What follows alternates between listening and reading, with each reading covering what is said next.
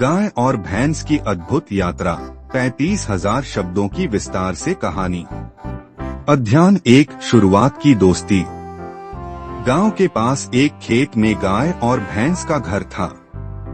गाय एक समझदार और मेहनती जानवर थी। सुबह सुबह किसान के खेतों में काम करती थी। वहीं भैंस थोड़ी आलसी और मस्तीखोर थी, लेकिन उसे हमेशा गाय के साथ रहना अच्छा लगता था। दोनों का स्वभाव एक दूसरे से बहुत अलग था, लेकिन वे एक दूसरे की मदद करने में विश्वास रखते थे। गाय ने हमेशा भैंस को बताया, सच्ची दोस्ती वह है जो कठिनाई में मदद करे। अगर हम दोनों एक साथ खड़े रहें तो कोई भी मुश्किल हमें डिगा नहीं सकती। भैंस ने हमेशा हंसते हुए जवाब दिया, तुम सही कहती हो गाय, पर मैं आराम करना भी चाहती हूँ। और इस तरह उनकी दोस्ती की शुरुआत हुई। गांव के अन्य जानवर अक्सर कहते, गाय और भैंस के बीच जो दोस्ती है वह हर किसी के लिए प्रेरणा है। दोनों को अपनी दोस्ती पर गर्व था। अध्याय 2, किसान की नई चुनौती। एक दिन किसान खेत में काम कर रहा था और उसने गाय और भैंस को बुलाया। हमारे पास की घास खत्म हो गई है, हमें तालाब के पास जाना होगा, लेकिन रास्ता बहुत कठिन है। तुम्हें मेरी मदद करनी होगी। गाय ने कहा, हम मदद करेंगे, लेकिन हमें पहले अच्छी योजना बनानी होगी। भैंस ने कहा, कोई बात नहीं, हम जल्दी वहां पहुंच जाएंगे। किसान ने सलाह दी, रास्ते में जंगली जानवर, तेज धाराएं और कांटेदार झाड़ियां हैं। तुम दोनों को सावधानी से चलना होगा। यह सुनकर गाय ने कहा, हम सब कुछ ध्यान से करेंगे।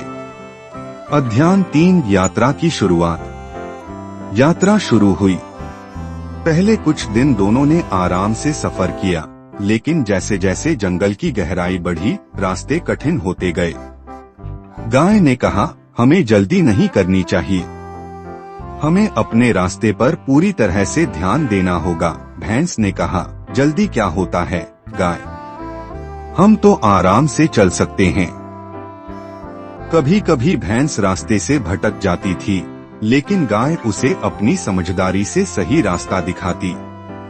एक दिन भैंस कांटों में फंस गई, तो गाय ने उसे धीरे धीरे निकालने में मदद की। भैंस ने कहा, अध्याय 4, नदी का संकट है कि सावधानी बरतना। जब वे एक बड़ी नदी के पास पहुँचे तो गाय ने कहा, हमें नदी पार करने के लिए लकड़ी के तख्ते का उपयोग करना चाहिए। लेकिन भैंस ने कहा, मैं अकेले तैरकर पार कर सकती हूँ। वह नदी में कूदी, लेकिन तेज बहाव ने उसे घसीट लिया।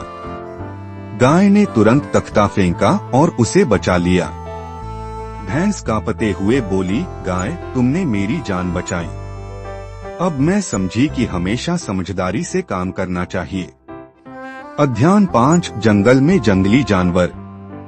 रास्ते में अचानक उन्हें एक बाघ दिखाई दिया। बाघ ने उन्हें देख लिया और हमला करने की कोशिश की। गाय ने बाघ की चालाकी से बचने के लिए सही दिशा में भागने का तरीका बताया। भैंस ने अपनी ताकत से बाघ को डराने का प्रयास किया। दोनों ने मिलकर बाघ को जंगल से बाहर किया। भैंस ने गाय से कहा, तुम्हारी समझदारी ने हमारी जान बचाई, लेकिन मेरी ताकत ने भी हमारी मदद की। गाय मुस्कुराई और बोली, सही काम में ताकत और समझदारी दोनों का होना जरूरी है। अध्याय 6, तालाब तक पहुंचना। आखिरकार गाय और भैंस तालाब तक पहुंच जाती हैं। यहाँ की घास बहुत हरी भरी थी।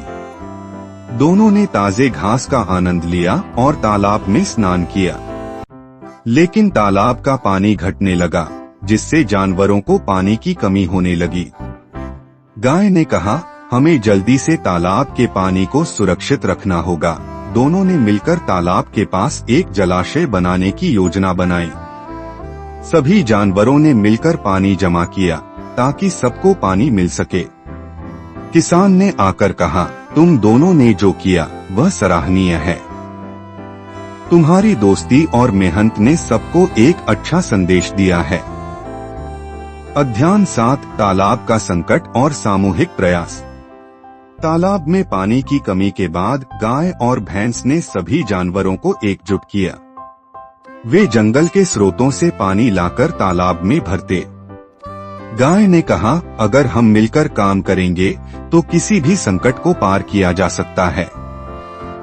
समय बीतता गया और गाय और भैंस की मदद से तालाब फिर से भरने लगा। यह देखकर सारे गांव वाले उनकी मदद के लिए आ गए और उन्होंने भी अपनी मेहनत लगाई। अध्याय 8 नए दोस्त और नए संघर्ष। अब गाय और भैंस के दोस्त और सहायक बढ़ने लगे। वे गांव के अन्य जानवरों को भी सिखाने लगे। उन्होंने उन्हें बताया कि सामूहिक प्रयास से ही कोई भी समस्या हल हो सकती है।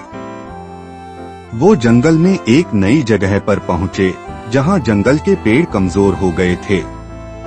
गाय और भैंस ने मिलकर वहाँ नए पेड़ लगाए और जंगल को फिर से हरा भरा किया। अध्याय 9 गांव के लोग और समुदाय की मदद। गाय और भैंस ने न केवल खुद को बल्कि गांव के अन्य जानवरों और मनुष्यों की मदद भी की। उन्होंने किसानों की फसलों को पानी देने, रास्ते साफ करने और प्राकृतिक आपदाओं से बचने के उपाय सिखाए।